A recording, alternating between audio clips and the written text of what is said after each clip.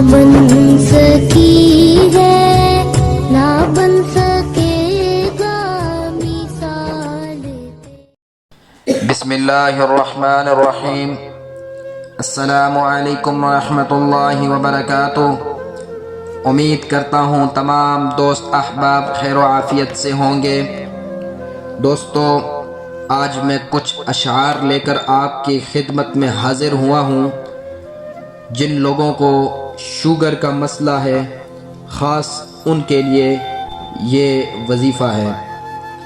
کافی لوگوں کو میں نے دیکھا کہ وہ شوگر کی وجہ سے بہت پریشان ہیں اور پرہیز کرتے ہوئے بھی ان کی شوگر کم نہیں ہو رہی۔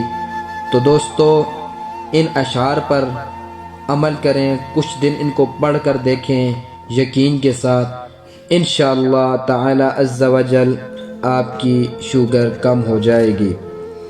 کہتے ہیں کہ بہت ہی مشہور عالم عرب کے خطیب الشیخ احمد القطان کہتے ہیں کہ جو شخص چند دن مندرجہ ذیل اشعار جو میں آگے پڑھنے لگا ہوں پڑھا کرے، انشاءاللہ اس کی شوگر کا مرض جڑ سے ختم ہو جائے گا۔ آئیں وہ اشعار پڑھتے ہیں۔ اللہم یا منزل العذب القرات ومنشئ الملح الأجاج والبرزخ الحجر الذي يمنعهما من امتزاج وجاعل الملح الأجاجة في العذوبة كالدجاج رب اشفنا من سكر واشف معي كل عباد۔